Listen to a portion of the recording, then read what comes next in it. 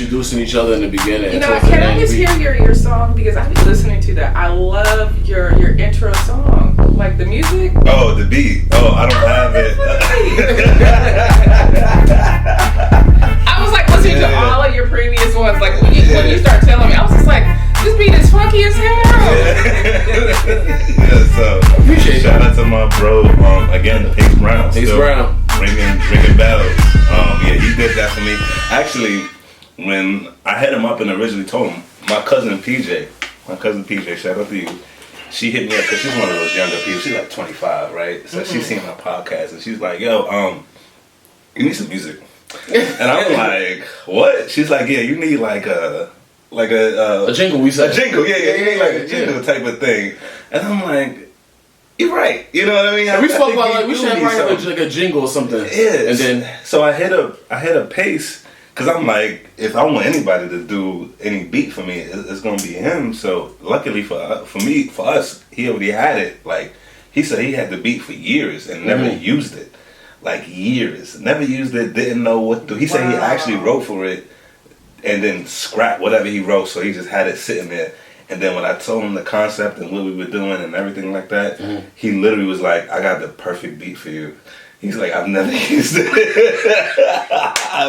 It's sitting here. I was like, yeah, this must be meant for you. That's exactly what I was going to say. So before you even probably thought of it or came to a creation, it was already, the seed was already planted way back over there. Isn't that crazy? It is. And we still talk about it, like, even to this day. But even when we did the recap for the 20th episode, we were like, it's amazing just how it came together. And he literally had it to me. Obviously, he had it done, but he gave it to me like within 24 hours. And then I just put it on there, and it just rang. It started ringing every time. So, I love it. Yeah, so shout out to Pace. Appreciate you, bro. You still making it one that we may need to upgrade the beat, but I don't want it to be on no like how did the Power. You know what I mean? You know how you watch Power? And remember when Joe does the original, this is a big rich town. And then they try to change it to Trey Songz. And then people was like, yo, no, quick that, we don't want that. And then 3 episodes later, went right back to Joe. Right. Literally 3 episodes. They was not having it. They was like, switch that back ASAP. Because they went crazy the first week. Yeah, but it was so trash, though. It was trash. And then it was different because it's like, why would you do it like in the middle? I don't even think it was a new season. They just changed it. Yeah. Like, I don't even think so. I think it was from episode 6 to 5. It wasn't a new season? I think it was a new season. Was it season 3? With Trey Songz? It was Trey Songz and somebody. You know, it's just like, you just got pulled. But respectfully, they were like, they knew it wasn't going to work. They said 50 was on some like, do it. To do it. And then when they finally had the final project, they were like, they didn't agree with it. They were like, I don't really like it. But 50 was like, nah, we changing the song. Yeah. And then obviously 50, you got great ideas, but that one was it was overwhelming. Overwhelming. Like, yo, change that ASAP. We not watching it. Yeah. They were like, we didn't mind because we didn't like it when we finished it. So that's funny how perspectives can be. Like, you know, is. It's just about what sounds good. Yeah, perception is key. You already know. No perception is key. But so we've got 15 minutes in and we haven't started the episode. We gotta figure that out. We're on the back end of both episodes, you know what I mean? You might get 3 episodes within this. So. Right. But it's all been good vibes, good energy, right? So I'm Kay. I'm Chaz. And we are Culture Content. Yes, and today our special guest is Irene Sparks. Hey, let's get it going. The energy is up. The conversation is right. Like, it's right where we need to be. So, without further ado, like, talk to us, Irene. How you been? Hey. Good to see you. It's been some time, but you know, when real friends link up, if you have real friends and real people that mess with you, you know, it'll pick up like it never left, right? Yeah. Like, no matter how long the time and the gappage has been, like, real rights know. That's a fact. You know? Yeah, we need to go to Bebe's. Yeah. You already know. Bebe's is a classic out here. You already know. We need to go to Bebe's. The glass noodles with the KFC chicken. I don't know. I ain't ready for all that. But It's been a minute. It has been, but you still shining. Like I told you, we even when I hit you up, I'm like, all right, you keep popping up on my Instagram and my Facebook and all of this. So can I get you on my podcast, please? Because like weeks, like not even weeks. It's been like months. You just active. And I'm just like, oh, this is good. And it was great to see, knowing you from where you came from. And then seeing like you were the first one who has ever did any video content. Do you know that? Do you realize that? Oh no, I didn't know that. I didn't know I was the first one. I thought you were searching. What? Say that again? Yeah. You was like the first person to ever record me. Like I did a belly painting. Oh wow. That was I don't know how long ago. That's like 4 or 5 years ago now. 2018, 2019. Yeah. Wow. That was Stacy. Yeah, Stacy. Yeah. I didn't know that. It's been a minute then. So I've been painting, but no one ever videoed, took pictures of it. Okay. That's dope. So there we go. We got a first, you know what I mean? Again, on culture content, baby. Like, we That still was some doing years it. ago. Like, That was cool. And that was epic because that was also something I had never seen before. You know, like it was like you always hear people doing stuff with their belly, but not the painting, not what you were doing. I haven't seen nobody do what you did. So that was dope, and that was fun to record. And we also did a couple other ones. We did the A&E stage. Oh yeah. I don't know what event that was. I want to say that was Whammo. Okay. Because everything is Whammo nowadays, right? I think we did mention it a couple of times on the podcast too. But Whammo was new to me at that time, very very new to me at that time. So I'm like Whammo. Yeah, who we used to? Whammo. What you used to? Hot 97, Power 105, you know, the classics. Even the Ed Lover back in the day, the 107.5 late nights, you know what I mean? Yeah, late night. But yeah, you've been super busy, but I don't want to get into that part just yet. Okay. You know what I mean? There's a time for everything. All right. So we're gonna just start with it. My bad. Got a little tongue tied. I was talking a little fast there. So I just want you to take us back to the beginning and tell us, when did you realize you had a passion for painting? Ooh, I have been a painter, I kid you not, an artist my entire life. Mm-hmm. Like my entire life. I think the first time that I really remember painting was my mom gave me her old nail polishes. Mm-hmm. And I kid you not, I was a little girl, like maybe 2 or 2. Yeah, that was it too. Right. I was little. Not even 3, yeah. I know, I just was extremely little, you know, and my mom gave me her polishes, and she was like, okay, here, you can go. She gave me like a whole big bag of them, right? And most kids would start polishing their nails, right? Yeah, no, I took all these polishes and I went outside and I started painting flower pots. And she was just like, what the heck? That's way different though. Well, and I know she liked you. She still liked you because you were painting on the walls. At that time. Y'all, let me tell you, I got my butt spanked so much. Hey, listen, you don't even understand. I knew that came because if you're an artist, that means you wasn't. Yeah. You didn't stay in one space. No. You did not. This other time, I was still little. I think I had to be like around 3 or 4. Uh-huh. And I was playing in mud, and this mud was so nice and creamy. There was no pieces of branches or grass. Mm-hmm. It was just nice and creamy, and I just taking it and putting it all over. Oh, wow. And I was painting with mud on the house. So I was taking my fingerprints, putting it all over. Crazy.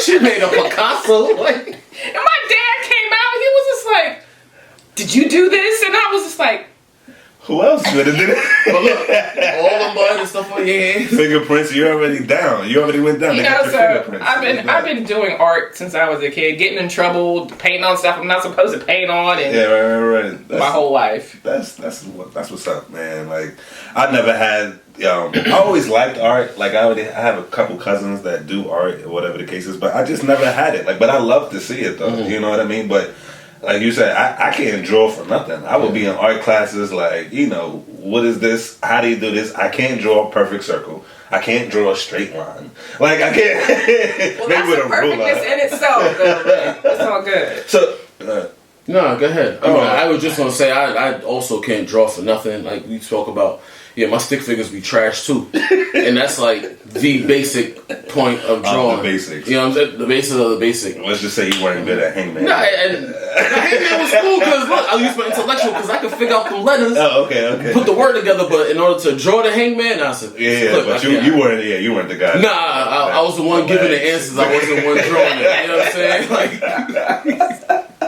so that's what's up. So I mean, if you haven't realized, me and Irene, we do have some history. We used to work together. We're not going to mention the company because this is not what that's about. Let's just say, what have you been up to since we've seen? So, the last time I saw you... It was before the pandemic. Like, it's been pre-pandemic. Like, I can't... A lot. We're talking like 3 years in deep now, right? With the pandemic and stuff. And you've been moving and... So I'll say, from the pandemic, I did my first solo art show.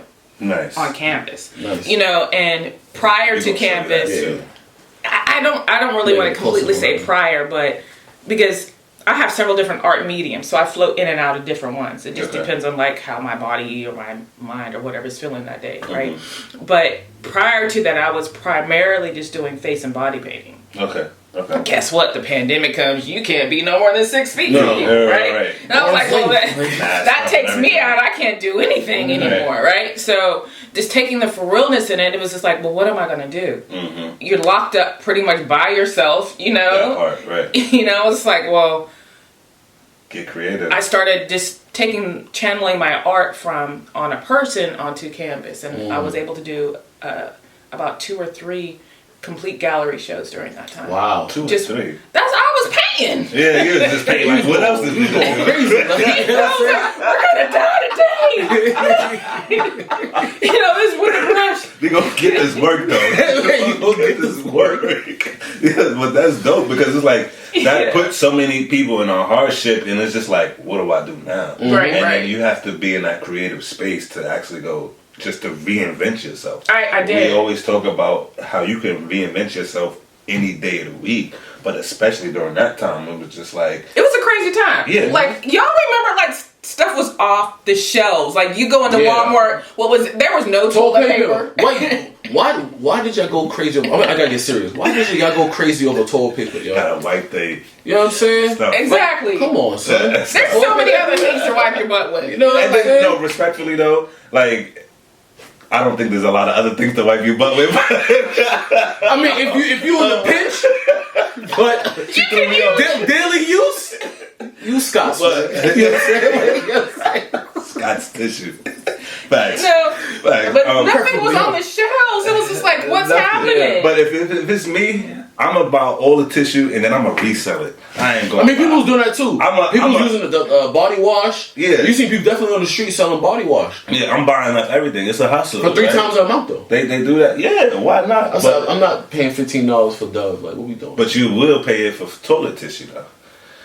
I wasn't in a position where I had to overpay for toilet paper, so I'm glad. All right, we way off topic, right? We way off topic. But if you didn't have any tissue though, you would have paid extra money for the toilet tissue for the last 40 pack of toilet tissue. Possibly. What? Yeah, I mean, I'll hop in the shower though. Right. Exactly. Soap and water. Hey, listen. Soap and water work magic. Trust me when I tell you. You know what I'm saying? Exactly. It's just like, let me get a washcloth real quick. Yeah, you know what I'm saying? It might not be the best. It might not be favorable, but that's soap and water, baby. I think that's better than tissue. Honestly, I think that's better than tissue. I agree. You know what I'm saying? It is. Everything comes off. Everything. In one night. Classic. That was coming. And on that note, we're gonna take a break and come back down. Like you was right here one time, and then you sat down. I'm fading into the sheet. You know what I'm saying? All right. Are we gonna keep it rolling? So my bad. We digressed, but we back on topic. So we were talking about what have you been up to since the last time I seen you. So the last time, as you mentioned, that we worked together, you were into a lot of things, right? Mm-hmm. You were doing the sip and paint, the private chef events, the belly painting, the face painting. Still doing it all. Yeah. Still doing all of that. Yeah. So you can find her if you need any of those services. BeaniePaints.com. There you go. Fine. Free promotion. And so take us to since then where you're at now. Whew. Well, yeah. Talk about it. So my most recent thing under the art segment of my life, right, is my foundation. Okay. So that's like the most recent thing, and it's still a baby. I'm still patting it on the back, making sure it's not burping. Right. That's how new it is. Right. But with my art, I am just promoting myself, and I actually hired a curator. Oh, so, nice. Yeah, I hired a curator, so I'm looking to do more gallery shows outside of the city of Pittsburgh. Nice. Okay. Expansion. That's how you do it. Yeah. Instead of becoming from local to national. Like, yeah, and then when you come back home, then they like you again. Yeah, because they never like you when you start off, right? It's always after you blow up, right? That's the key. Never, and that's an important thing. When you start in a business, I think it's really important to go outside your circle, right? Because you're only gonna get so far until you plateau. Like I think it happens with a lot of businesses. I think it's happened to us. So you always got to look for opportunities outside of your circle to grow. It doesn't, like, respectfully, people that you mess with and hustle with or do whatever with every day are not gonna be the ones to take you to the next level. They said strangers, you'll get more help from a stranger than you get sometimes from a friend. Talk about it. You know what I mean? So there you go. Well, if you got your day day ones, that's cool. You know what I'm saying? But Right. like you said, look outside of that immediate circle. And I know we've heard this all before, but I think it just really comes to, when people know you for like a long period of time, like they like to see you good, but not do good, but not better than them, right? Yeah. Like that's. Or they only have one vision of you. Yeah, they only have That yes, Yeah. I would most definitely say that. that it's happening to you All the time. Well, what All was that the time. experience like for you? How did you overcome it? Let me tell you this. Okay. It hits close to home. Right. It does. Okay. It does. My daughter. I'm sitting here painting, and I have I'm painting, and she's like, "Oh, Mom, I like that," and I start selling things, right? And I gift her one. She was like, "Mom, you're an artist." I was like, It'd be your own people. what? It'd be your own daughter. Like, can I get some respect? Like, You ain't know? I'm like, I'm your mother. Right. Like, but sometimes people only see you in this one thing. She's just like, you're my mom. You're the dictator. You're telling me yes or no. You're telling me Yep. I have to go to school. Get up. Go do this. Do the dishes. right. But not knowing. Let me check your phone. Right. But she doesn't see me, as a part of me. And I was just like, what? I think the issue is she's younger. How old is she? She's 23 now, but this is when she was still in high school or something. Okay. Oh, so it's even worse at that age, right? Because then if you're not like TikTok or Instagram worthy, then they don't even acknowledge you. You just paint. Right. You know what I'm saying? It's like, wow, like.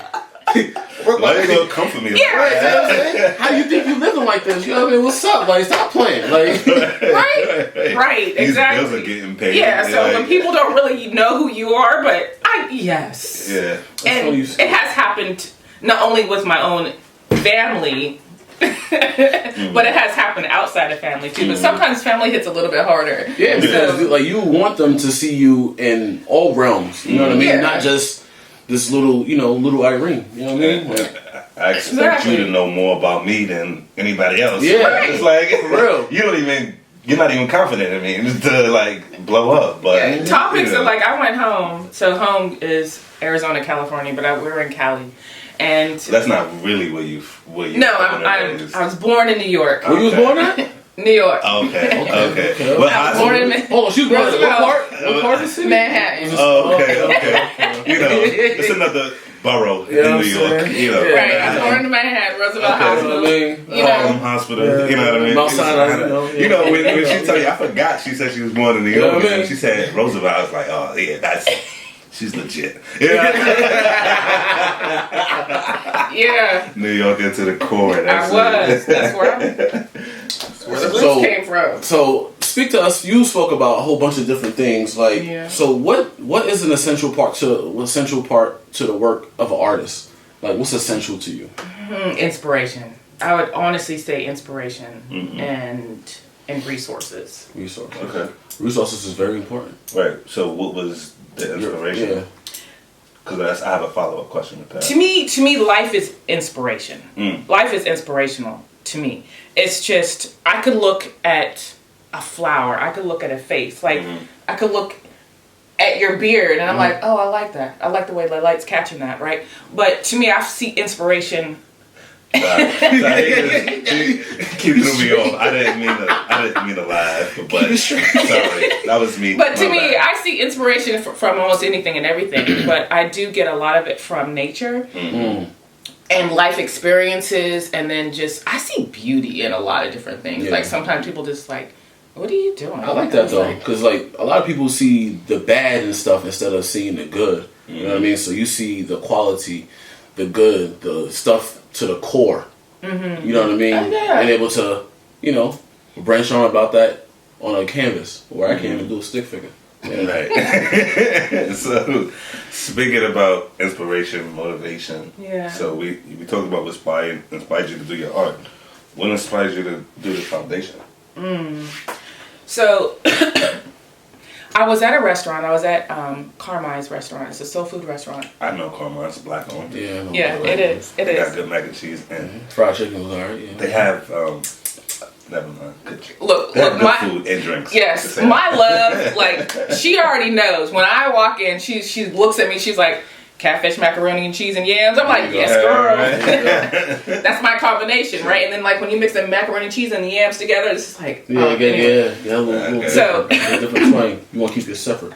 Yeah. Heard you. I was about to say, what's better, Carmine's or Amy Roof's? But we're not even going to do it because I don't know if you had Amy Roof's yet. But no, I haven't. I have a comment about them. I heard they ain't the same no more. they fell off a little Yeah, bit. they heard they ain't the same no more. Sorry. Anyway, I'm sorry. Yeah. Pittsburgh thing. We tried to be making a connection, but Okay, I feel you. Yeah. So I was in their restaurant, and as I said, I'm a regular, and I go in there quite often. And I happened to see my waiter, and he was just kind of off. You can feel someone's energy, like something was going on. And I was like, you don't want to be too nosy, but you like, right. And I was like, Carlene, what's going on?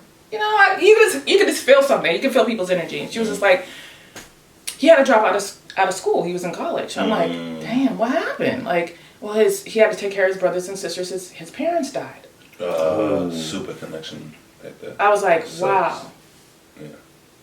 And it just hurt because I know other people who have been in that type of situation before. To where you're taking on a responsibility that you were not expecting to take on. Fact, yeah. But because you happen to be the oldest in the family, you feel like not only do you feel it's your responsibility, but you love your siblings and you want the best for your siblings. So you're going to support your siblings because now their parents are gone and you're going to do whatever you need to, right? Like you're going to step into that role. Right. So I'm just like, it pulled on me. It really pulled on me. I was like, you know what? And I had just finished this painting, right? I just finished this one painting. I'm like, you know what? I've got something for you. She was like, what? So I was just like, I'm going to bring it next time I come by. So I took my painting, and it's called Black Ballerina. It's like a 48 by 30 painting. It's big. Is it bigger than this? It's bigger than that. Yeah, okay. Yeah. It's bigger than that. You said 30 by 40. Okay. And I said, you know what? When we sell this, I'll give the proceeds to him so he can go to school. Oh, wow. Wow. And she's like, are you serious? I'm like, I'm dead That's serious. serious, yeah. And at that time, that was before I started the foundation, I was just like, it's 6 G's. I know it's not a whole lot, but It's That's something. gonna feed somebody. Yeah, that's something. $6,000 Yeah, that's a lot. is anybody's like blessing. I mean, maybe not a rich person, but anybody in need. Yeah, they're gonna appreciate that. right. That's a fact. So that's how the foundation started. It wasn't. I didn't walk in there thinking that I didn't know that was going to happen that day. But A genuine act of kindness. That started the whole foundation. Ain't that something? He was already doing it before he was even created, so it's easy to just step into that lane. Yeah, and then it made me start thinking, like, so then when I started doing art auctions, like, people would asking me just, like, different things. I'm like, yeah, I'll help you with this. Like, no worries. But it just really made me look at it like, all right, I love painting. Like, that's what you do. Like, I could go home and thank you. This like 10 more times. Right? 10 more times, like I'll work on the eyes or I'll work on something else more and more and more, right? But that's just that's my gratitude at it. That's what I like to do at it, right? But then you purchase it and then it goes on a wall. That's where it ends. Artist, buyer, right? But when it's auctioned off and that money is able to help a student or help an organization go to another level, go to another thing, guess what? That continues to go. That's a fact. Right. You know, so if my art is able to help a student, guess what? That student now can go to school, go to college. Their education is going to be able to help their family and help them. They're going to be able to find employment. Right? They're going to be able to do whatever just because of one piece of art. Yeah. It's like, wait a minute. It goes further than that. So that's where it's just like one thing that I really want to do. I want to be able to have it reach and touch more people. I like that. What do you think your role in society is as an artist? I feel like you gained a little bit. You spoke a little bit about that just now, but like, cause like it's funny. That 6 G's could have went to somebody that say he was in med school. That's all he needed, right? Now he's out there saving lives for 1, 2, 3, 4, 5, 6 many people. This is affecting this person. Now that mother's able to live, you see, like just from that one, experience that you did. You know what I mean? So, what do you think your role in society is as an artist? I would just honestly say just living my passion, because I don't always know. I always don't know. Sometimes I really don't. I always don't know. I don't look at it and say, "Oh, this is what I'm going to do." Yeah. I just listen, or I just kind of go by a feeling, and it just leads me down a certain path. Like I did a chair, a rocking chair for a family, and they said it was a family heirloom, right? I'm like, I never did a rocking chair before, but I'm an artist. I was like, I know I could do it, right? And I'm just like looking at the rocking chair. It's a plain old rocking chair, and I was like, well, that's almost like a blank canvas for you then. It was, right? It completely was. And I sanded it down, and I'm like, this thing is ugly right now. It's just and I'm like sanding it down, and I'm just like looking at it. I'm like, I don't know. I don't know. I'm like, time's a ticking because I have a deadline. And I'm like, I have no idea. So I'll go to sleep and I'll meditate on it, right? That's what I do. I meditate a whole lot. And bits and pictures and pieces start coming to me. And so I put it together, I finish it, and I deliver it to the family, and they're like, oh my God, you painted my grandmother. What? It's like, that's my grandmother. That's this person. I was like, what? I don't know these people. Right. Wow. I thought I had a comment to that, too, but that's but like your creative process, like, right? Like, that's super dope that you can, like, just center yourself and then create a masterpiece just based off of that. So, like, I get that. That's your process. Like, that's super dope. Like, thank you. Because I was, you know what? Because one of my follow-up questions was going to be, like, how did you get to this? You know what I mean? Like, what type of space do you have to be in to, like, create art? You know, but you briefly glanced over it. A lot of times it really depends on, like, what I'm going through. Like, this is like my personal art, meaning that I created this out of my own head space. You know what I'm saying? Someone didn't commission me to do that. So when someone is asking me to do something on a commission, it looks completely different. It has a different feel, a different vibe. But when it comes from within me, it's like whatever I'm going through at the moment. Or I might see a picture that I like, but then I just turn it into something else. And with me, it's just, with a lot of my art, I pull from within inside of me. You know? Speaking with our Ancestry 23andMe, you know, right. I know where my origins are from. So just channeling it with that is just, I love Black content. I love Black culture. I love, yeah. We didn't make us. She was talking. I just connected the dots. That's it. I just said she's just so happy to be on culture content. But go ahead. Very true. Very, very true. And what I'm always drawn into our colors, our rich colors that we have, and and our natural fabrics that I would say, like coming straight from Africa. So I love blending those things together. So that's what I've been doing a lot of recently. I had a follow-up. So you said basically sometimes when you're given constraints, I mean, you do an excellent job, but you still, you're not as free when you're just doing it just cause like a painting. So what do you think is harder? You think having the constraints? Oh yeah. Okay. Because it limits your creative process. At times it does. Yeah, because even when I'm doing videos, like in my own art, I do not draw. Part of something. Yeah.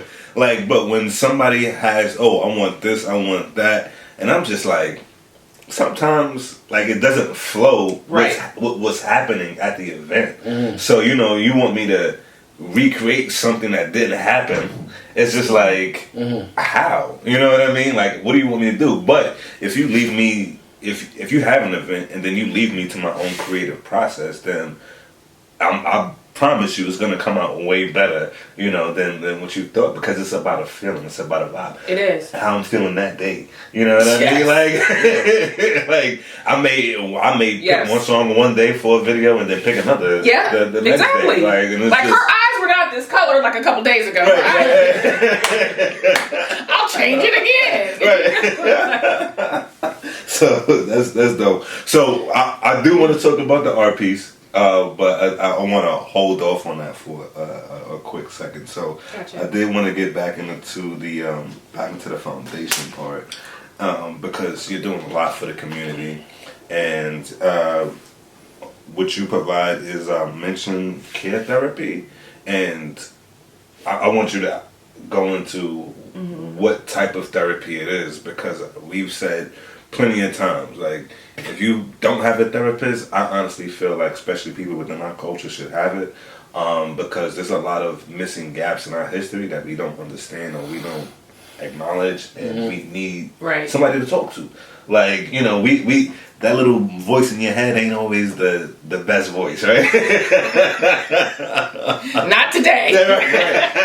How did they say it? All right. This is a bad joke. So yeah, I just wanted to talk. I just wanted you to go into the different parts of the mentioned care therapy. I am saying that correctly, correct? Yeah. Okay. So through the foundation, I am able to provide art therapy. This is for children and also with seniors, and also the scholarship program that I have for students who are going to a college. The college does not have to be an HBCU, but we do favor HBCU colleges. LU, Lincoln Pride. I'm sorry. He would say HBCU. It's a connection there, every so often. So so back to what we were talking about, which was the mentioned care therapy. You briefly spoke about it, but I know you have 3 different sectors from what I've researched. So if my research is incorrect, please correct it at any given point in time, right? So the motion care therapy consists of the senior painting classes, art to support students, and that comes with the scholarship up to 75%. Okay, up to 75%. And then the last one is the live auction fundraising. Okay. So can you just break it down for us and go through each one of those? So I'm just going to read the mission because I don't have it memorized, y'all. Okay, so our mission under the Beanie Paints Foundation is to creatively empower individuals of all ages by unlocking an individual's hidden potential, overcoming their barriers in a creative way to express their feelings and thoughts by exploring visual arts and education. So art is my therapy, y'all. I've been through a lot of stuff. Art is my therapy, but what I also realized, me coming from a psych background, so I have my undergrad is in psych and sociology.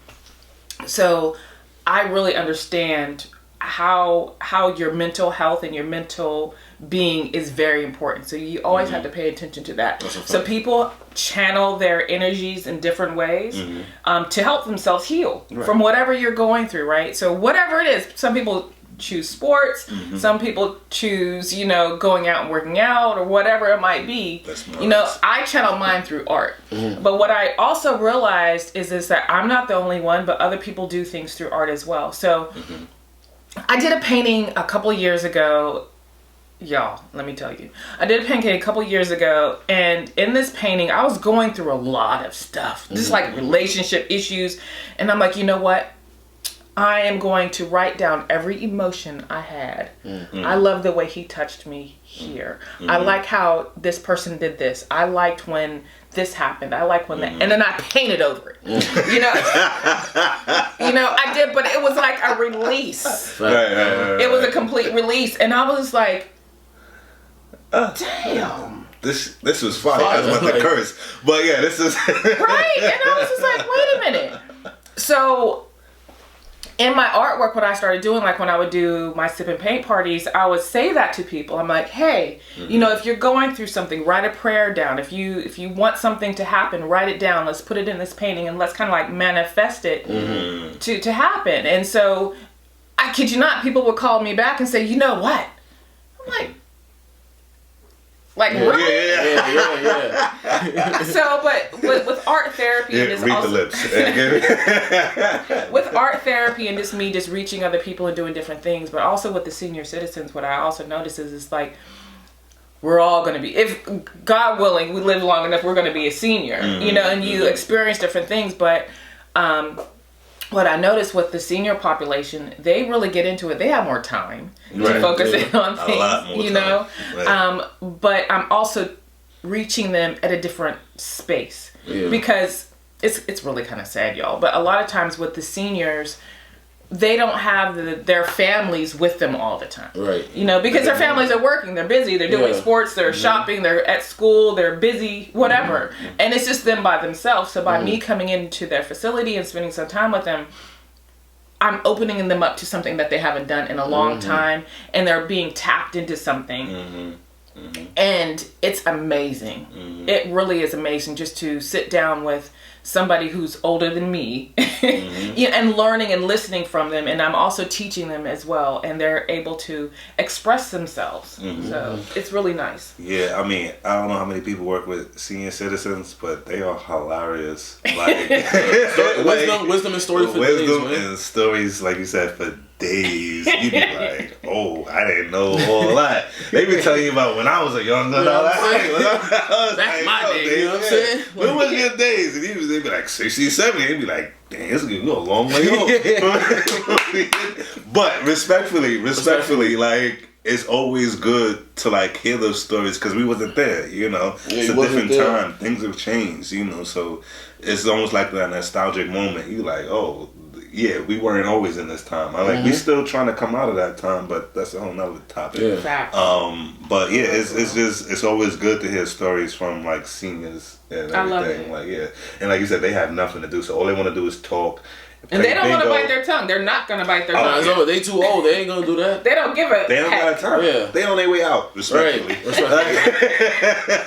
Respectfully. They don't care. You're not going to censor nothing from them. No. They're going to tell you how they feel when they feel it. That's just it. But you got to love them for the honesty because you don't get that with everybody, right. to tell you what it is. They're not worried about HR. Yeah, right. Yeah, it's clipped for HR. Like they pack them all the way up. They like, yeah, I'm gonna take out this insurance policy because I'm going out anyway, but I'm gonna leave this to my grandkids and stuff. They know already, But you gotta love them. I used to work with a senior builder, so I'm having like a moment right now. So I'll be all right though. I'll be all right. So you spoke about the senior living. Spoke about the students briefly. You want to get in more into that, or you feel with the students? Yeah. Yeah. So the biggest part about like with me providing my art to help a student go to school, I do not have an age cap. I don't have an age cap. And I'm always pulling back from my life experiences. So I was a non-traditional student when I was in college. So my bachelor's, most people went 4 years. It took me 8 because I went part-time. My master's, it takes some people 2. It took me 4 because I went part-time, right? Because I was a mother and I was working still, and I was working like multiple jobs, being a mother, going to school. So I was also not always eligible for those additional scholarships that people would get, straight from high school. I didn't have those. So yes, I would get the grants, right? But some of the scholarships, they're always saying college if you want this for this college, you would have to have just coming out of high school. I'm like, well, that's not me. Or they're looking for a certain age. That's not me. So another part that I really wanted to hit with my scholarships was for also students who were going to college, but you didn't have to have an age cap. It wasn't about that at all, because there's not that many scholarships for students going back to school who were above 24, 25, or 26 years old. Like 24. Exactly. And it was just like, well, damn, guess what? I need it more than they do right now. If you knew, like, do you see the pack of eggs, how much they cost right now? Right? Eggs galore. Nah, let me stop. Okay. But honestly, that was just I just wanted to help in a bigger way with my art. Is just like giving back. That's dope. I mean, I got questions, but I just, for time purposes, let's talk about the live auction stuff, because that also goes into the scholarships, and then the senior painting as well. So I just want to get the complete picture of everything you offer, and then go ahead, because you offer a lot. So we're just going to put it out there to you guys. So go ahead, we can talk about the live auction. So with live auctions, I am usually there at an event. The last one I was there was for Pittsburgh HBCU.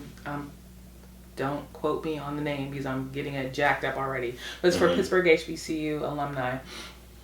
And they had me come out. They actually hired me to come out. And I did a live auction painting. And I did it under 3 hours. And then that painting was auctioned off for a student going to school. Wait, you drew a picture in 3 hours? Yeah, it was fire, y'all. When I'm telling you, look, I didn't want to separate with it. You have a picture of it, I'm sure. Yeah, it's on my, my IG. If you send it to me, I'll put it right here. Right there, right now. Right now. Boom. It's there. Serious? No, yeah. I'll post production. I'll put it. You don't have to send it to me right now. What you're saying is, when they see it during this conversation, you'll see a clip. It's gonna pop up, and this is gonna be there, and it's gonna segue back to us. Yeah, and when I did that painting, I was kind of shocked and amazed in myself because, look, my hot glue gun was jacking up. I'm like, everything was like starting to mess up. My scissors I had too much glue on my scissors, so weren't cutting. I was just like, everything that went wrong, right? You think about the fumble in front of everybody, you know? Right, but they didn't realize what was going on. But my glue gun was jacked up, so you're your own worst critic. But go ahead. Yeah. So if you guys have a glue gun at home, right? So you have different size glues, right? For some reason, I picked up the small glues, not the big glues. I needed the bigger ones, right? And so I'm trying to put like 2 small ones in the thing at the time, and I'm pushing it through with my scissors, and my scissors are getting all gummed up. But anyway, it came out. But when it came out, I was just like, I didn't want to part with it. Yeah. I was just like, damn. Because you almost went through so much adversity. It's just like you showed it came out really, really nice. It came out really nice, and it was auctioned off. And there was two people that bid on it, but one person just kind of like completely threw everybody out the water. It's like, this is what I'm doing. So I'm taking that. This is where we're going. Yeah, and it was nice. It came out really nice. I was really proud of that piece. Okay. Like, we haven't seen it yet, so I can't wait to see it. I really kind of want to go back to the person's place and like take it off their wall and take it home. Right. So I need that. So let's talk about that, right? Because we talked about justification and the satisfaction where you make a piece, right? And then you sell it, but what satisfaction do you have when you may go to that person's home and it's hanging up, right? Yeah. Like, how does that? Because it's like you don't want to let it go, but at the same time, when you know the person you sold it to is doing right by it, it's just like. Shout out to my girlfriend Quay, because she has bought a lot of my pieces. I think she has bought like two guitars, a violin. I think she has like 2 or 3 originals. So every time I go to her house, I'm like, baby. You know, but it feels good when I'm able to see those pieces, because like one of the biggest things that I go through is like whenever I create a piece, it's a piece of me at that moment. You know, it's like my child or whatever. It's just like, I remember when I made you. I can take you out. Right. But that's really how I feel. It's just like, I remember like the songs that I was going through. I remember the emotions that I was in at that moment. I remember when I put that feather on, or I remember when I put that flower on. I remember that brush stroke. I was just like, let me restroke that. I remember every single piece of it. Like, I remember how I did each and everything. So it's just like, it's a piece of me. So when I go and see my artwork, whether it's on somebody's wall or something, I was like, oh, you guys, it's not only you have a piece of me, but it's more so you have a piece of my mind. I know it sounds kind of weird, but that's your artist. Yeah, that's your work, right? Yeah. Like you pour your soul into your artwork. I really do. Yeah, and then to see somebody love it, it's just like, oh yeah, that's for me, and then post it. It's gonna be there on their wall for 10 plus years, probably, right, or more. And their kids are gonna have it. So that's good to know. I was curious about that because I know. It's not about me. But I feel good too when I see my videos out and everything. Like, it's just like, that's my logo. Oh, snap. Oh, yeah, peep game. That's me. They may not know, you know what I mean? But I know. Yeah, that's my work. I shot that footage, regardless of who name is on it, who try to claim it from me. But regardless, that was a subliminal. I hear that.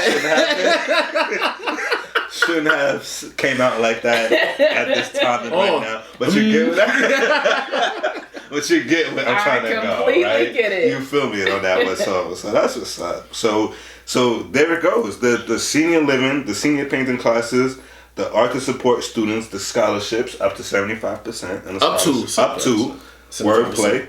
But no, she really wants to help everybody. Facts. And then a live auction fundraising. Like that's dope. This is giving back to the community tenfold. We like to give information, about our culture, but that's just us giving back. But you found 3 different tiers to give back to, right? So I mean, eventually we hope to get there one day where we just fundraising and just giving back more to the community than just this information. But why? Why do you choose to do this? Because it takes your time, energy, effort, your creative process, amongst other things.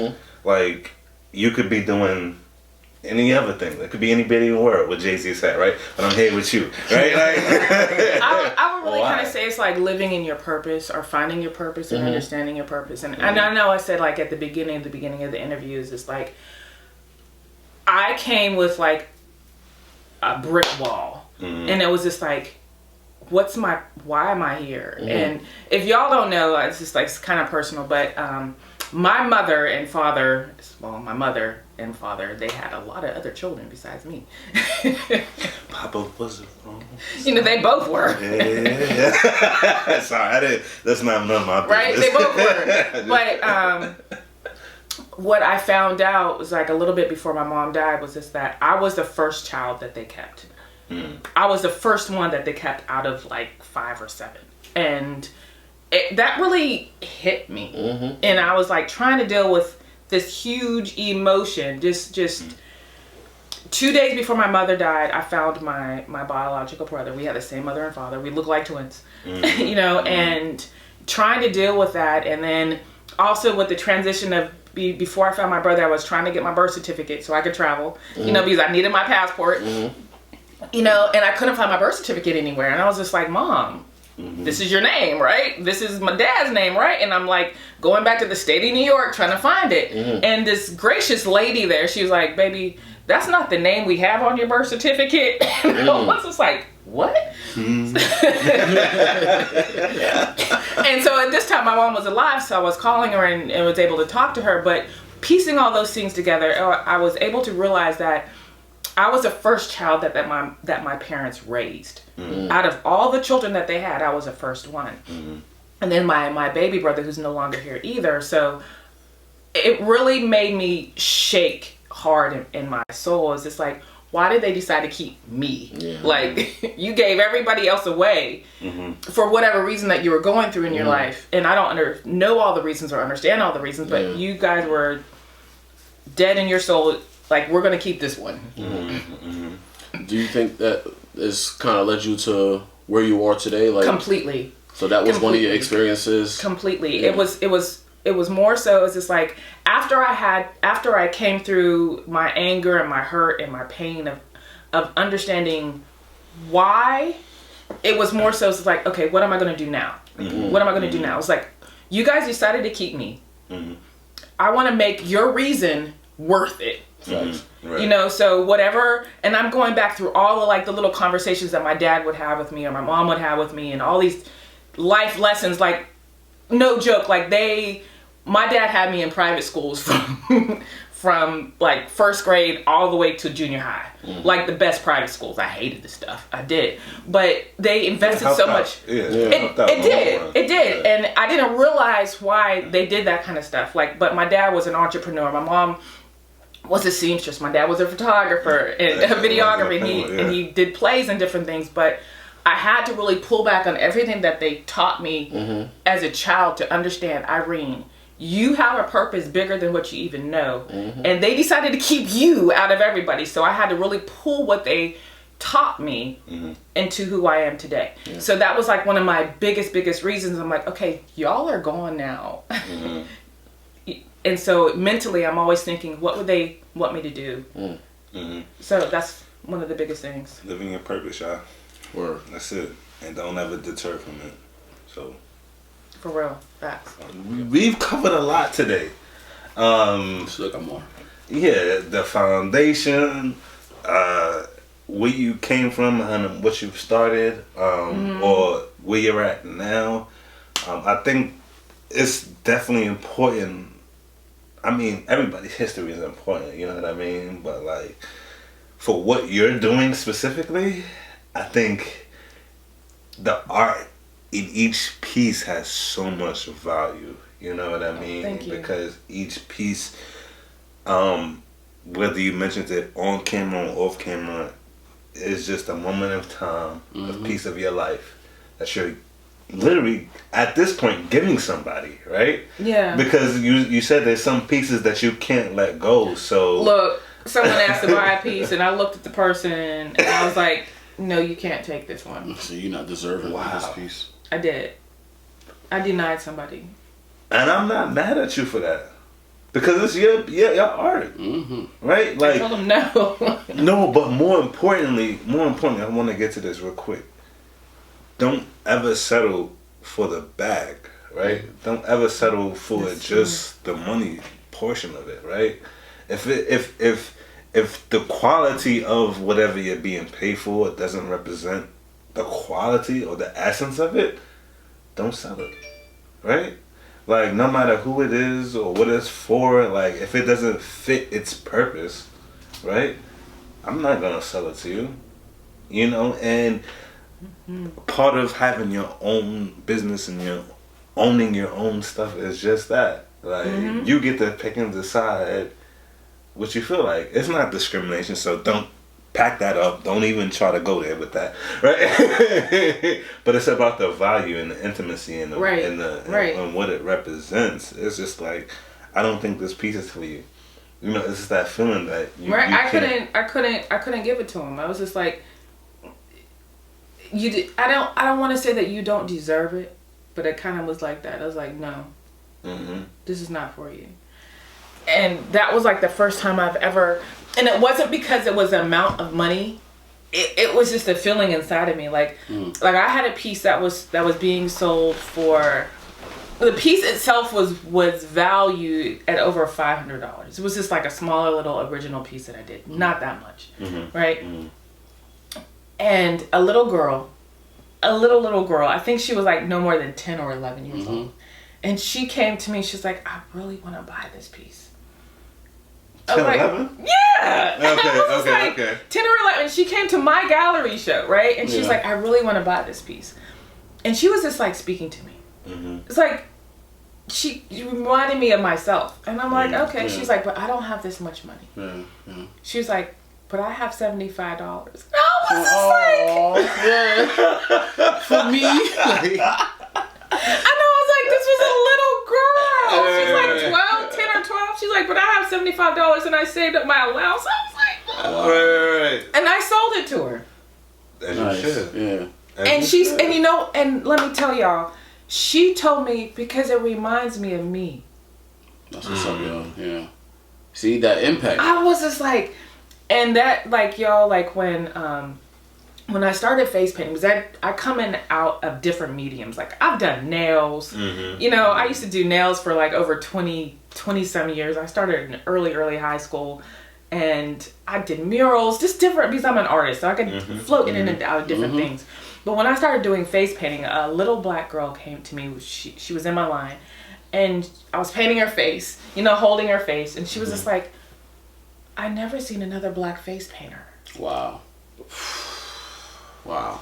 Oh my gosh. And that just, it stopped me. It stopped me. I'm painting her face, and it hit me core. It hit me because you never seen another one of me. That's the way it made me feel. And I know that there's other black face painters out there.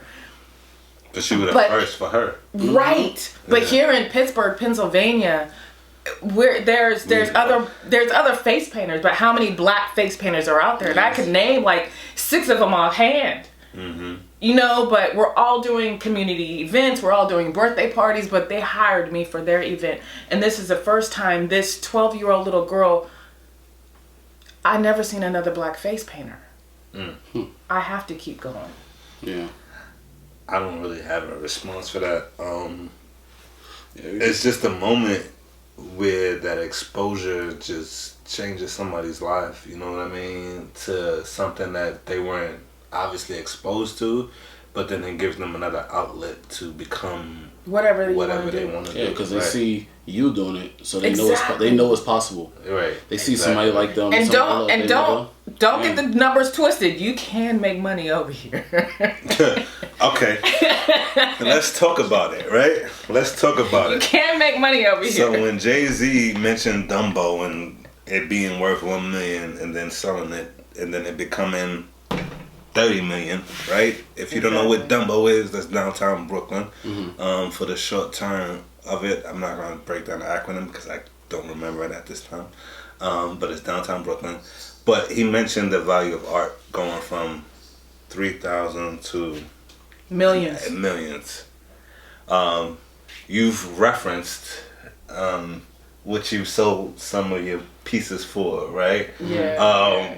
How do you jump from the thousands to the millions? Like, because we all know, like, art pieces comes tax write-offs and a whole bunch of different things that you can do with art. But I'm not going to go into detail of it because I don't know it. But if, please speak on it. But like, what is that process from taking your picture from being worth $6,000 to $1 million? Because artwork is unlimited, right? Right. I went to a museum and they saw a blank canvas for $6 million, and it was literally a blank canvas. Right, we walk into this section of the museum. Might have like a red dot just right there. Right. So, can you tell us what that process is like, or like what your experience has been to elevate that? First and foremost, that I have come to realize myself, is all about the exposure of that artist. Okay. The exposure of that artist and how that artist is valued. Now, this is a learning point. It doesn't mean that you're not worth any value. It means that what other people are valuing you at. Say it again. Say it one more time. It doesn't mean that you're not worth the value. It means that what other people are valuing your art at. What they're valuing you at. So when I realize that, and I'm also realizing that everybody values people differently. That's a fact. You have to you have to establish yourself, okay, what do I want out of this? So the biggest point too is like, you have to fucking value yourself. I love it because not only did she drop gems, but it goes back to one of the other episodes we had, which is about bullying, right? I don't mean to take away, but it just flows and connects so much, right? If you was watching our past 2 episodes, we had Sister Callie on here talking about bullying and your self-worth and your self-value. And she mentioned that no matter what happens, you don't let Amazon or whoever the big guru is determine your value. Right. So she was selling a book. Her book was $15, and then Amazon or the powers that be took it down to like $3 and some change. You know what I mean? And her whole motto was, I'm worth more than $3.95. Right. You don't dictate to me how much I'm worth. You know what I mean? That's a fact. I'm valuable. Like, so here's my concept of it, right? And I think this is gonna relate to anybody who's going for a new job or looking for a new opportunity. Just because they offer you a salary doesn't mean that's the salary that you're worth. Amen. No. That's it. Fact. That's what it comes down to. That's in a nutshell what we're talking about right now. Just because somebody offers you $60,000 to do something doesn't mean that you should be paid $60,000. Ask for 75. Because 9 times out of 10, that's the budget they had in anyway. That's right. That's what they budget. Right. That's They got lowball you just to see if you'll bite. If you're gonna bite. Yeah, like, and that's a gem right there. Don't settle for the first opportunity. And that happens, and people will do that to you to protect their own pockets. Right. You know, So they're protecting their money own little asset, but they're not in there to protect you. Right. You know, so that's the thing, is it's like me as an artist, I had to learn my own value, and that's still a learning process. Because even though I may have created this in a couple of hours, right? I'm like, I just did that. I could remake it, but guess what? It was my years of doing something repeatedly to where I got to this level. Right. You know, and I'm still aspiring. I'm still going and still moving forward. But the thing that I had to realize is it's like, you have to establish your own value, and you have to put worth in it. And it wasn't until I start putting my art into galleries, and then I was listening to the galleries saying, oh, we're going to appraise this at $60,000. What the? What? Yeah. I'm like, oh. Oh, okay. And you wrote that on paper? But I'm saying that, y'all. I'm saying that just to really kind of express this. It's like, I did not value my piece of artwork. I didn't value myself that high. It wasn't until somebody else started saying it, then I was just like, oh, so yeah, I'm believing the masses, but guess what? I didn't really understand my value. I didn't completely understand my worth because it was just me. It's just like, well, this is just Irene. I do this every single day. I don't see that. Yeah. You know what the problem with that is? I'm going to just say it. I think this is because of our culture. We don't understand the value that we bring on an everyday basis to society. And it speaks volumes, of course. Any sport, any artwork that we're doing, videographers, we can name 100 videographers, 100 artists, 100 athletes, you know what I mean, that dominate in a space where we are not welcome, I should say. You know what I mean? Right. And then, but we take it over, and then our value is worth 10 Millions, times more. Billions. Yeah, because they vulture our stuff. Politically terms, right? But you know what I mean? But like, I was really getting adamant right there. But like, for real though, thank you. And it's real. We evaluate our stuff, I feel like, based off of what society tells us. True. But society is never correct. Valued us in the beginning. Yeah, they can't value put something a price that you on never, us. that you never even considered. Yeah. You know what I'm saying? So when you do something dope, they think it's like, oh, it's just like, it's regular. No, Right. This ain't It's regular. not. It's the first time you've seen this shit. you feel me? Sorry, it's You know what the I'm first time you've seen this. You know what I'm saying? Because if it was somebody else, Oh, you know what I'm saying? It'll be a big grand. No, seriously, it'll be a big grand thing. Like, but when it comes to red us, carpets and all, you know what I'm that, saying? like Proof, right? Yeah. But when it comes to us, it's like, Let's talk about it. you know what I mean? It's like, oh Talk yeah, it's about it. okay. You know Talk what I'm about saying? it. Like, no, give us all flowers, give us all credit. Right. Yeah, we create everything. You know that. You know, culture vultures. I completely. All culture is just the want most. to be politically correct. I don't want to go off the deep end, but I'm about to be but like it's F true. YouTube and F everybody else. But no. But we create everything, yo. People like you, people like Thank you. Blue, whoever that. Sorry, not whoever, but one of our previous guests that we had on there. Culture. Sorry, what's the Tim? Oh, Salon Blue. Salon Blue. That's what that Salon Blue. Everybody that we brought on this has created their own lane. Yep. And stood in it and made a decent amount of money. You know what I'm saying? A decent amount of money. Yeah. Like, and I'm not talking about. I'm talking about like 100K and better. If that's what wakes you up, you know what I mean? 100K. Then yeah. everybody we brought on here made it more than 100K. You know what I mean? And that's just light work. Yeah. You know, so don't undervalue yourself. Ever. That's the biggest point. Ever. I remember when I started face painting and I was pricing myself, price gauging, right? And I'm like going out looking at other face painters and seeing what they're making, not only here in Pittsburgh, but nationally, right?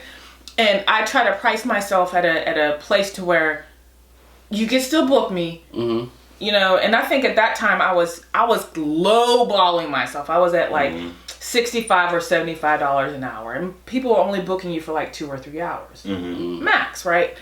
And I was speaking to somebody, and they said, "Well, $35 an hour is still good." It's still for who? Go ahead. I mean, right? Go ahead. And I was just finish it. Well, Irene, you should just go ahead and book this person for $35 an hour because some money's better than no money. That's your point of view. That's your thinking. But guess what? I said no to you trying to book me at 35, right? And I said no at you trying to book me at 65. And guess what? I'm completely booked at 125 an hour. So just because you can't afford me doesn't mean I'm not worth my rate. Yeah, what a ham horn. Can you say get a horn or something? Because that was amazing. Can you say that one more time? Just because you can't afford me does not mean I'm not worth my rate. So, for example, you know, there's these one boots. I kid you not. I could go into Nordstrom's. It's not the red boots, right there. No. Okay. I have a couple of pair of crispy ones. Okay. But there was these boots that I wanted. They were Dolce & Gabbana, right? Okay. And they were fire. And I was like, I want these. And I happened to go in there. I was just trying them on. And I was like, I like these. And I was sticker shocked. But guess what? Just because I did not walk out the store with them, it did not mean that those boots were not worth that. It just meant that I was not in the financial situation to pay that. There you go. So just because you're not in the financial situation doesn't mean I have to devalue myself to give you a deal. Right. No. Guess what? No, you just need to come up so you could give me my come up. Yeah, you make more money. Listen, also there's levels to it. You know what I mean? There's levels to it. You just because you can't afford me doesn't mean that I'm not worth my value. Just because you can't afford me doesn't mean I'm worth my worth. Exactly. Ownership we put in time, the creative process, the materials, the everything. The gas that we're going to go pick up these materials. And even just to, not even pick up, just to go research and find out about the information. You don't even get paid for. Yeah, you don't even calculate all that downtime you have just by doing that. Right, exactly. So when you calculate and I give you my price, that's my price. There's no in between. And that's today. You better book me today because tomorrow I might change it. Today's price is what? It's not tomorrow's price. There we go. There we go. And you know what's so funny about this interview? We didn't even get through half the stuff we wanted to talk about. we are so like far off topic, but have to do with everything with the topic. That is just like we couldn't ignore it. But you know, we just having a good old time, and I don't know. Testimony to like, thank you for bringing the energy and the good vibes here today, because it's like this is what we needed. Yeah, definitely. But it seems seamless, flawless. You know what I mean? Like we didn't even get through a lot of the questions, but what you talking about is very applicable to what we're going through. So it's like, it has everything to do with the podcast, generational wealth, knowing your value, like. Just scrap it. You know, we might as well just keep doing everything. Yeah, we're doing everything. Generational wealth. We're doing everything for y'all today. So, I'm gonna get back on topic. Yeah, I get to it. So you spoke about like go. You just went. It's okay. It's okay. I mean, hold on, look at that. He's like, check the time. Just get your pen game up.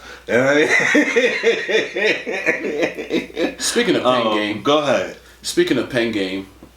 So we're looking at this piece behind you. It has a lot of intricate details. We're going to get into that in a second. But how did you go from basically when you first started like being an artist, or your first ever of drawing something or painting something? How did you go from there to that? Tell me that process. How does that progress over the years? Keep doing it. So I know, like when I was saying before, like I've been an artist like my entire life. I didn't go to school for art though, so I did not go to school for art, but I've always loved art, and it wasn't until it's like in making your pen game stronger. I think for me, it's just floating in and out of different mediums for me. Okay, so my biggest medium of all, I'm a visual artist, so I'm a painter. So I started off painting flower pots with nail polish. I started off, trying to find paintbrushes, and I couldn't find a certain paintbrush, so I used a blade of grass. A blade of grass. Wow. Right, and I would going from there to painting murals and finding different things. I didn't have something to use, so I used a sponge, or I used an old rag, or just different things, And then I started doing nails, and I love the art of doing nails. So to me, it's just always being true to my creative side, not because I have other sides to me as well. But for me, growing as an artist is just being true to myself. So this piece here is a mixed media. So I used acrylic, I used oil, I used latex, I used gems, I used fabric. So we're gonna zoom in on this because this piece in particular is fire, but this section right here is just like super detailed. Thank you. Thank you. Okay, anyway. But I think it's really one of the biggest things that I also realize is not being afraid of your unknown. So like when I started practicing with oil, I was like, what the heck is this? I was like, I can't manipulate it, right? That's because I was using acrylic so long. And then before I was using acrylics, I was using watercolor, but I wasn't using watercolor as in a form of a canvas. I was using watercolor on bodies and face paint. So I use water paints, I use acrylic, I use oil, and I was also using nail polish. So my motto is just give me a brush, just give me a brush. But I think the biggest part is this, not being afraid to try something new and practicing a new medium. Because 100%. When I go into a different medium and I'm learning something, I can still take what I learned out of there and bring it back to whatever else I might be playing around with. I don't know how much sense that makes. It makes perfect sense, because my question to come after that is, how do you know what types of paint to use on different textures, right? Because I know that's really important, because like you mentioned, I mean, don't quote me, but based off of what you just said, you just can't just paint anything, right? Right? Like, there's different aspects, skin textures, and opposed to portraits that it's completely different. Completely. Can you tell us about it? Being a face painter and body painter, there is certain paints that you must use, and you cannot use other paints for other things. So you have to use professional face and body art paint to paint on your body. I don't care if you go into Walmart, Kmart, Target, and it says it's non-toxic. Yes, it is. Right. It's coming from them, right? It's just non-toxic when you put it on paint. It's just, or on a canvas. Yeah. But when you're putting a large amount of those things on your body, there is toxicities to it. You'd have to be aware of that. So that's why it's always good to have a professional come and do your face painting.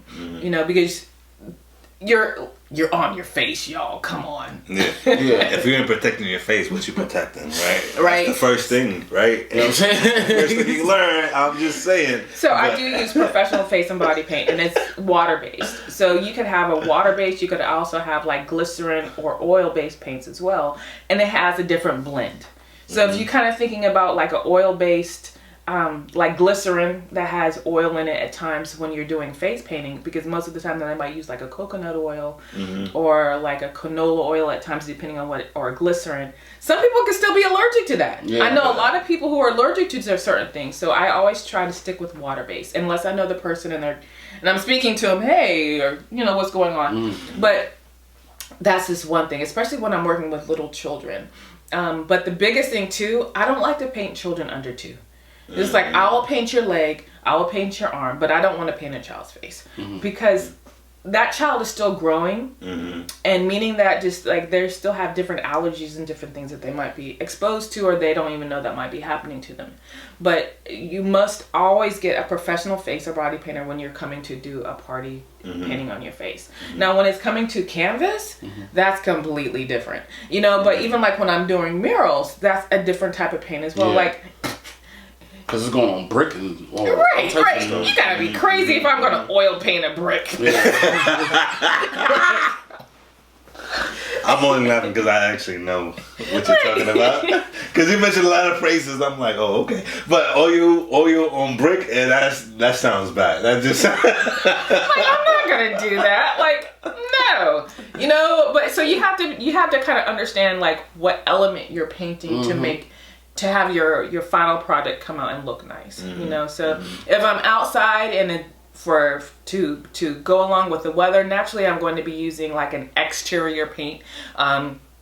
There's a lot of different exterior paints that you can use for outside for murals and different things. And I am a muralist, but I'm not like one of the best muralists out there. There's a lot of them out there, and I'm always amazed by what they do. And a lot of them that I see, they're doing like a form of airbrush. They're using aerosol cans and different things like that. So there's always certain things that you have to use for each medium. It's like graffiti. Yeah, graffiti is a form of art. It is. We see it like, how do you even, like, you remember the trains, they don't have it no more. You can't, it's over. Like, you get caught doing the train, that's like 5 to 10. Like, you know what I'm saying? But like, growing up in the 90s, you know what I mean, we used to see the trains, they used to always be tagged. And I'm like, yo, how you get that much time to do something that intricate? You know what I mean? It'd be elaborate. You know what I'm saying? Big bubble letters, all crazy. You know what I mean? So, yeah, it's art in itself, man. And it's sad that they were being persecuted because it is art. They just had to have a different avenue to express themselves. Yeah.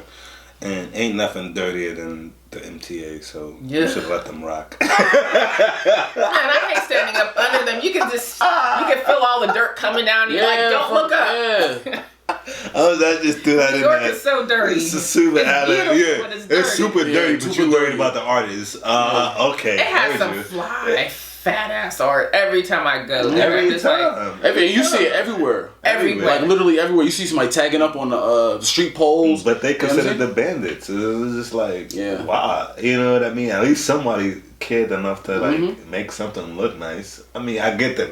All right, maybe just tagging your name is one thing, but that's art. That's art in its own, though. But you're making me just want to go up there for just let's just go up today. You know what? I just want to go on the corner and I just want to get some fruit with some mango. Oh, okay, let's get some mango in there and put my sauce on and put my shakes on the it. Tahoe, the Tahiti.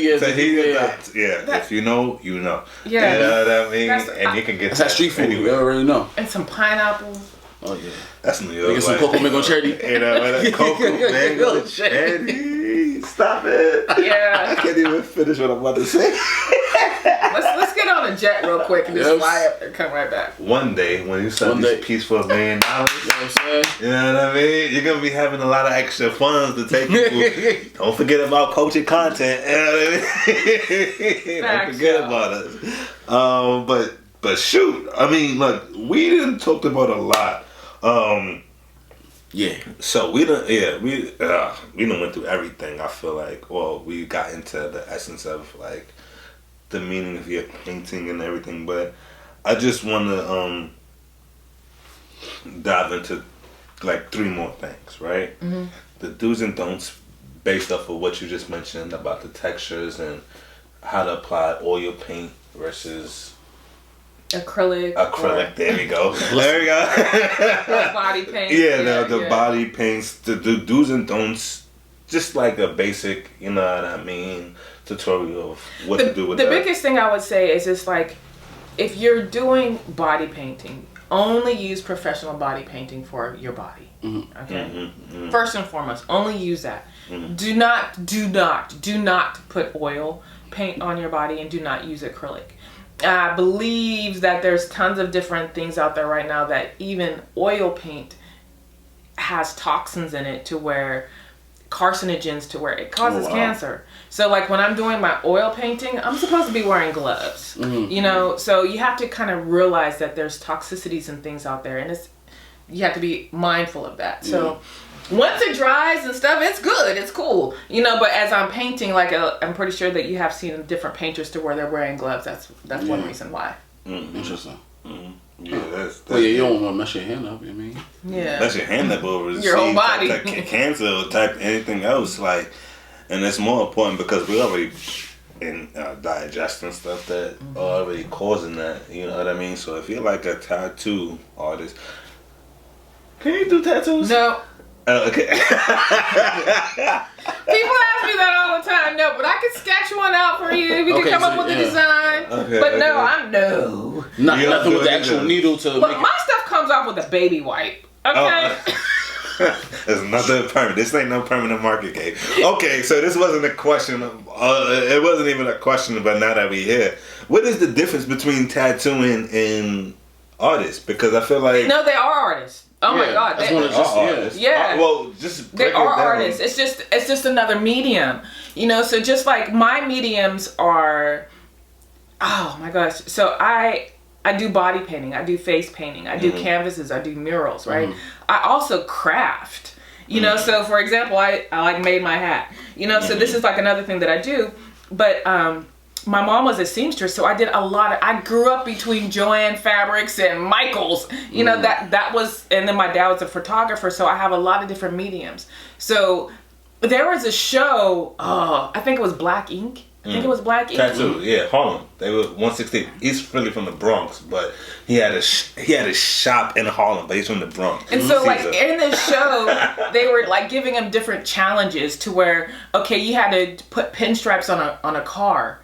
That's a medium. That's art. You know, so even though I might put pinstripes on your body, it feels different when you do it on a car. And then another episode, they had him body painting people. You're like, wow. And you were just, I think like when you were talking about developing your pen, it's very important to go in and out of different mediums because it makes you a stronger artist. So even though I'm not a pencil artist, I will sit down and play with my pencils just so I could develop that, so I could become stronger. You know what I'm saying? So for example, I can't say I'm the best artist, but look, you ain't do no legs. You know, your legs look like birds. So you have to kind of practice each and every aspect that you can do to make yourself a better artist. Nice. So basically, when you're an artist and when you're doing tattoos, it's completely different segment, right? It's almost similar to photography and videography.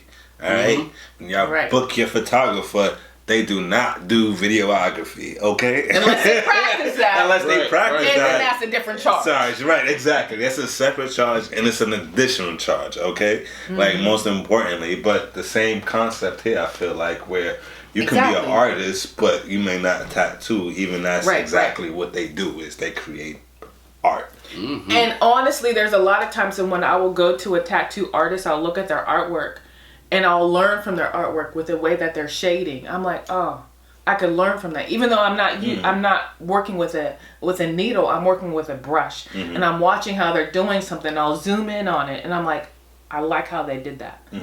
So I can incorporate. Learning. Yeah. Constantly. Okay. Yeah, I can learn from different artists and what they're doing just by watching them. But even though I'm not doing their form of art, I'm it's still a lesson. Right. It's a lesson within itself. Yeah. That's right. Learn something new every day, right? Yeah, that was it. I feel like Yeah. Queen of France? Do you feel like we missed anything? This was a great interview, by the way. Like I wasn't. I had, but no. I know he had 5 more questions. But no, we covered so much. We covered so much that we didn't even think we was gonna cover. Yeah, you know what I mean? Because it just happened through the flow of conversation, and I'm fine. Man. The natural. I feel. I do want to speak about one. Oh yeah. Queens and Crowns. Queens and Crowns. Yeah. Still gotta go over that. And then you want to go over some artwork. Yeah. So, talk to us about Queens and Crowns. Queens and Crowns first. So Queens and Crowns is one of my newer projects, and I just received a small grant to receive funding for it, and I'm really happy about that. I can't mention the grant funder at this point, but it will be publicized. Right. But with Queens and Crowns project, what I'm going to be doing, I'm going to be providing my artwork into different different businesses. So for example, banks, salons, restaurants, barbershops. Wow. Everybody. Yeah. So the purpose of Queens and Crowns is for black art to be in places to where black people go on a regular basis, but you don't see yourself there on the walls. So when's the last time you have gone into an establishment that you go into almost every single day and you're looking on the walls? Do you see black art there? Sometimes, but no, it's not as much as it should be. Yeah, I can't say that. I honestly don't know. There's a form of art, but it's not, you know. Exactly. I have no clue. Yeah. Exactly. No, you don't. You know, it's not something that's a frequent occurrence. Yeah. Exactly. So that's my whole point. I want to change that. I love it. So with Queens and Crowns, what I'm going to be doing, I'm going to have my artwork in an establishment on a year basis, to where you can come in, you can look at black art, and you could purchase it. Or you could just come in there just to look at it. So Queens and Crowns is going to be like a floating gallery. So another biggest thing is this, like, I'm an artist, y'all. So I'm different. You know, so I go to gallery shows. I go to plays. I go to different things like that that some people don't go to. Like, when's the last time you've been to a gallery show? You invited me to one, and my bad. My bad. That's the last one that popped up in my mind. And when's the last time you've been to a gallery show? I'm not sure. Exactly. Got him. I've been to a museum, but that's different. But than a that's my gallery show. point. Yeah. So, like, me as an artist, I will have a gallery show for people to come out and see my artwork. But just like you guys said, you don't go to gallery shows all the time. But guess what? You will go to a barbershop to get shaped up, right? You will go to a restaurant to pick up some fish or chicken, right? Yeah. Right? You will go to a bank. You will go to different places to buy some sneaks, right? So this is where I want my art to go. I want my art to be in different places to where we also patronize on a daily basis. So when you come in there and you can see a piece of art, oh, look, I'm not in a gallery show, but it's here. So I want my art to become face to face with people. So this is what Queens and Crowns is going to be. So Queens and Crowns is going to be like my floating gallery show around the city of Pittsburgh, just right now, and then it's going to float around the nation. Nice. I love it. That's dope. That's so dope. How you doing with this? We'll just start laying on the table. We're recording right now. So, yeah. So here's just a couple different pieces that Irene has done. Irene Sparks.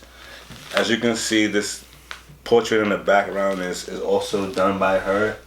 I'm gonna figure out how to show you the details on this, but like, it's amazing, especially what she did with the black hair and everything.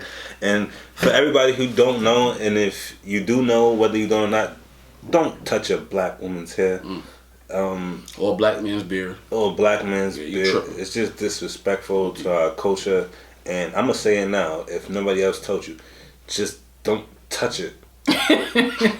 No matter what you think it is, whether it's real, I don't even think it's the wig, the lace front. No matter what you think it is, you're gonna get popped. All right, you're gonna get popped in your hand. And for those who are not popping people, pop them. All right, don't let nobody touch your beautiful black hair.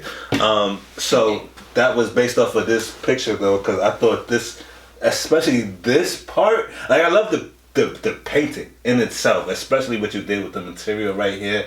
But this, I don't know what this does for me right here. It makes you want to touch it. Like,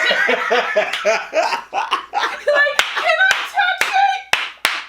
100% though. 100%. I do just want to oh, this is nice. This is velvet. This shit is just so smooth and all that. Like, you know, all right. I was joking, but I was being dead ass serious. But that's what it's like.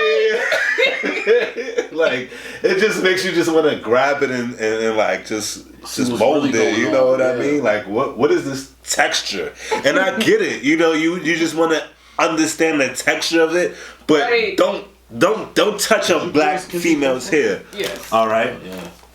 So what we're gonna do right now is we're gonna spread a couple of these out on the table, and it's man. I hope I'm gonna try to zoom on these after the footage. But what we're gonna do today is we're gonna pick 3. All right. I'm gonna pick one. I already know what my one is. You know what I mean? Since it's already on this end of the table. This is my one. I want you to talk about this one, but I think we should do this last. Okay. And then go ahead. I want you to talk about this one. Okay, so this is Black Hat Diva. Excuse me, not Black Hat, Red Hat Diva. So honestly, this is kind of like me. Mm-hmm. What they got in their hand? Wait. First off, the red hat. She don't got a red hat, yeah, but she got the hat. She got the red bottom. You know what I'm saying? Okay, there we go. With the deets on this one right here. What's this right here? Talk to us about what's that. That's just kind of like me on a daily. Honestly, nice. It's kind of like me on a daily basis. Mm-hmm. You know, I love wearing fedoras. I love wearing hats. Either it's a baseball cap, cowboy hat. It's just me. This is like I always wear hats. Mm-hmm. But this is kind of me being serenity. Mm-hmm. Nice. Yeah. Want to pick another one? Oh, you want to pick one? Cool. No. I like this one too. Right, Talk to us about this one. What's the background behind this? All right, so hold on. Show the people. This one is Black Butterfly. So the song I made with this one was with Denise's William, Black Butterfly, Spread Your Wings and Fly. I think it was from the 60s. Mm-hmm. But I know I said a little bit earlier, I was going through a lot during this time of my life. This is also during the pandemic, right? Mm-hmm. And in this painting here, I was saying earlier, like I was writing down my different feelings, you know, different things that I was going through, like in relationships that I've had, you know, the positive things out of relationship to where I like the way he touched me here. I like the way this happened. I like this. And I wrote them all down in this painting and then I painted over it. And it was like a release for me. But also with a butterfly, butterflies are rebirth. So by me writing those things down and letting those things go, I was rebirthing myself into a new person. But this is what Black Butterfly is about. Wow. Nice. That's beautiful. Because you go from a caterpillar to the butterfly. Yeah. You already know that's growth in itself.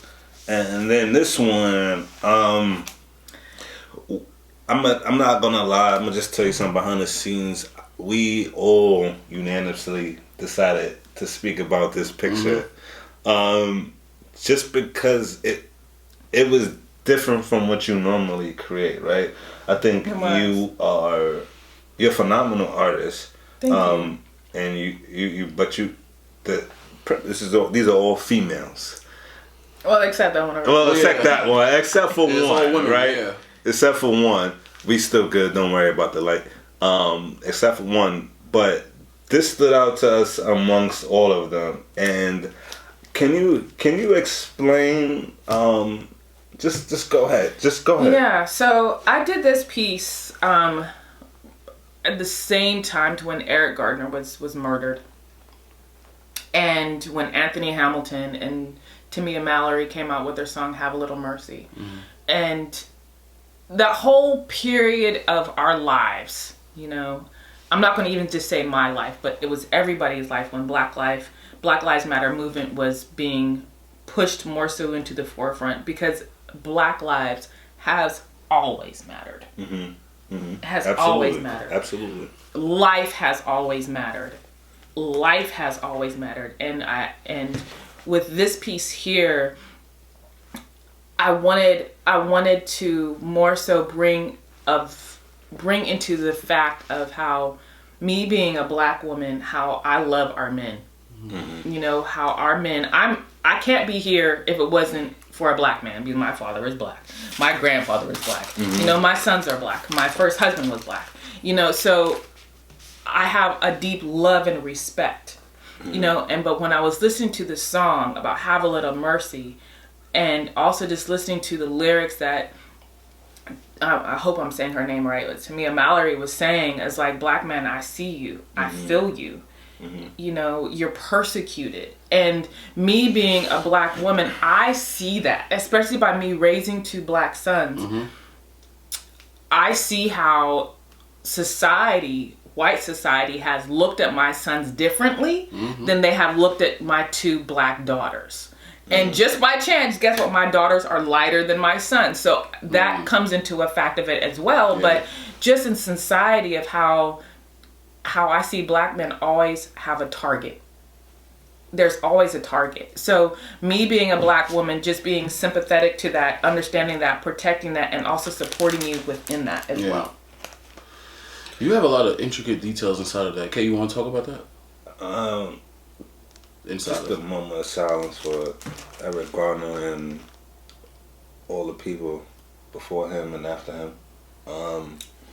I think that your expression just means more than just a picture, right? It's not just your hobby, it's not just your craft, but like literally everything you draw is with a purpose.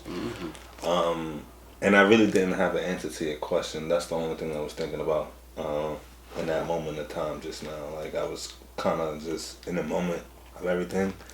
But I think this is important, man. Just the message behind it, and I'm probably didn't answer your question just now, but the the meaning and the purpose behind everything you just said, I think it's just more valuable than anything that I would have ever come up with just now. And here you go, and you know, it's called mercy. Mercy is the energy was right. The words on his locks even mean something, and we're gonna play. I purposely want to play the clip back. Hopefully, YouTube doesn't block us from playing this. But this is just super meaningful. Just the power of what we bring to our society. And we don't ever get acknowledged for it. So you know what I mean. So I'm glad that we were able to bring you on board. No, thank you. To express our culture even further and to let people know like it's more than just the color. It's more. I mean, our melanin is popping already. You know what I mean. But melanin is worth more gold than gold on the market right now. Go ahead, look it up. No, they already won our kidneys and our organs, so yeah. There's a reason for it. There's a reason for it, though. You know what I mean? And then think about any sport that we play with, like the most dominant people, and if we're not, it's probably because we're not in it, right? Every sport we're in, we dominate. Yeah. So I just wanted to take a moment to say that, and my bad if I didn't like segue into what you were talking about, but I just still think it was just equally as important to acknowledge, like, you know, the purpose and the why you even created this, right? Like, this is an Eric Gardner representation, and that was only 2 years ago, 3 years ago. Like, it's not. It happened like right with the pandemic when everything was getting shut down. And, like, this is. Yeah. You mean this George is Floyd? Or Garner? It's both of them. Well, George Floyd was with the foot on his. I apologize. Too much. It's so many of us. Eric Garner got choked by a cop for selling cigarettes. And George Floyd. We spoke about the George Floyd and the smug face that homeboy had when he was doing it. So, but there's so many of them back to back. So many of them. It's like, and it's crazy. I felt like we know how the media portray things at times. I feel like every other week or every week it was like they was putting that on the forefront. You know what I mean? Like, y'all losing your lives like this. And I get the Black Lives Matter things, and our lives do matter, but it shouldn't have had, y'all shouldn't dictate when it matters. Right. You know what I mean? Y'all should not, it always matter, like you say, but y'all shouldn't dictate. It matters with every inhale and exhale. Yeah, it shouldn't dictate, now it's the time, we supposed to care about it. You know what I'm saying? Like, so much stuff been happening over centuries, yo. Now is the time, with the movement and stuff like that, because people take that movement and profit off of it. You know what I'm saying? And on our backs. You know what I'm saying? So, like, it's just crazy. Know your worth. Don't settle for less. Yeah, it's just crazy. I mean, how many times did you say that during this interview? Value. Yeah, value. It's everything. Your value. And you know what? You may put a price on these pictures, but the meaning behind them, you could never. It's priceless. You could never. You know what I'm saying? So I can't wait till I hear the song or the video that you showed us beforehand. So I want the people to hear it. But every one of these pictures, I know for certain, have a meaningful value. Each and every last one of them has a source of why I created it. Each and every one, like this one here. I like this one too. While she's talking. a lot of my originals have sold, so what's left are the prints. And as we were speaking about residual income. Important. Several streams of income. Don't forget. Yeah. We all about generational wealth. and speaking about generational wealth, like once I am gone, this will live on through my children, so they will be able to have residual income from my prints. But with this one here, I dedicated this one to my brother David. He actually died of multiple myeloma. It's a cancer. It's an incurable cancer that affects and attacks more black men. Yeah, and it's incurable. It's a blood bone cancer. So my brother, when he was living, he stood about 6'2", and when he died, he was about 5'10", 5'11". He's strong. Yeah, because it was a bone cancer and it was eating his bones, and it was extremely painful. So this is David. So my brother, he was always kind of like a clean cut type of dude, right? But when he was going through chemo and all this other kind of stuff that he was going through, he decided to grow his hair out. So my brother died with locks, and he was growing his own hair, and his favorite color was blue. So this was in memory of my brother. So what a beautiful way to go out with locks, because that's our culture. That's us. He was, he always had like a fade or something. He always kept it low. But when he was sick, he was just like, Irene, I always wanted to grow my hair out. So that's what he did. I love it. This was a dope interview. Like you said, we didn't go through everything, but I think what we got is more than enough, and then some. We need to follow up. That's what it sounds like too. We need to follow up. That's all it comes down to. All right. We could get the follow up maybe a year from now after Queens and Crowns gets rolling, and we gonna advertise more of the artwork. I think we just lay it out on the table as much as they can see, and I'm gonna try to do like a little snapshot of each picture, so I could get the details and everything. We covered so much today. Just value, not letting people determine your value, right? Your worth, yeah. Your worth, the artwork, the meaning behind each piece, the growth, right? Like, it's a process. Like nothing comes overnight. Like everything you see on TV. Like if you blew up tomorrow, people will only see this, right? But they ain't gonna see the hard work and dedication you put in all the way up until that point. It's so true. Yeah, so I just I'm really speechless for real. But I definitely want to take this time to focus on just the black art, the culture, and knowing our value, and we bring so much more than what anybody is telling you to society. And I'm tongue tied. I'm speechless. Like I said, I don't know. Yeah, because you met me at a different medium too. You met me as a body painter. Yeah. And so it's a lot to take in right now. Because like I said, just to see your elevation and then what you were to what you've become is like, I don't even know you. I don't. I really don't know you, because you were one person during that season of time, and you weren't. I mean, you may have been doing this in your home or in your private time, but I have never seen any of this, let alone to understand the value and the purpose of why you created everything, even down to the, you writing down your frustrations and different words and details of what you were going through, and then painting over that, right? Did you do that with this one? No, I didn't. Which one you did it with? This one, quick? Black Butterfly. Okay. I did it with a couple of them, but mostly Black Butterfly. I wrote down everything in there, like pain, passion, hardship, triumphs, struggles. And honestly, like when you look at the original, sometimes you can still see some of the words down in there. That's dope. That's like that underlying foundation. It was. It really was. It really was. Like, wow. Yo, y'all better love this. Y'all better love this. Love Irene. Love the artwork. Love Beanie what she's doing for the culture. She does murals. She does belly painting. She does sipping paints. She has a foundation. I feel like I missed something. She does art, all right? All medium. Belly paintings, everything. All medium high, medium lows. Well, she got you. Thank you. So yeah, any final thoughts? I would just like everyone just to come and visit my website.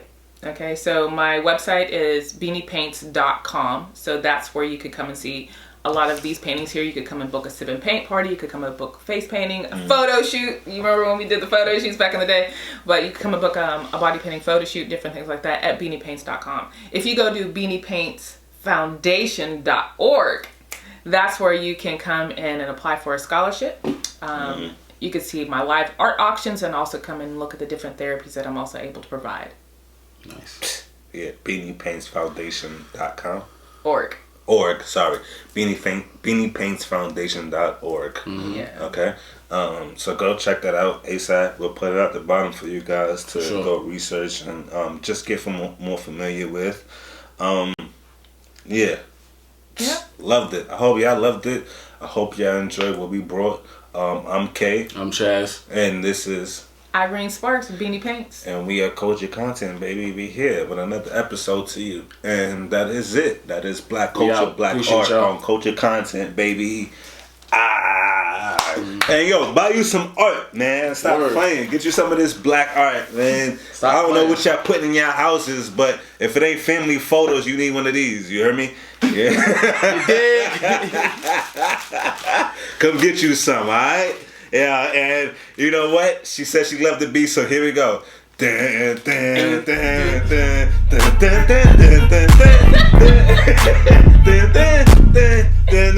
y'all. We go.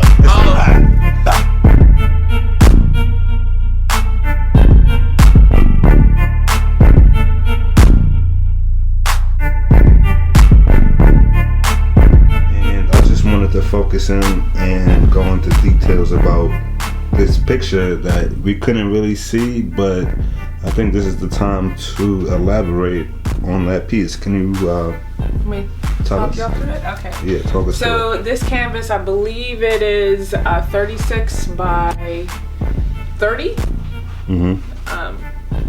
This is original piece. This is mixed media. I have 3 different mediums on here. So I have the fabric, which is, actually it's 4. So I have the fabric, which is 1 medium. 5. The painting is oil and acrylic. So her eyes are in oil. That just gives me a better opportunity to blend. All right. Her hair is made out of silicone. And you can actually kind of feel that in here. Yeah, I don't mean to do this because I'm behind the camera, but like this is like this is texture right here. Like this is super. It is. And then her earring is also another texture too. So you could actually feel her earring. So this is real pieces of cut glass that are in here. Oh, real pieces of cut glass. Yeah. Wow. That's not velvet. Yo, that's crazy.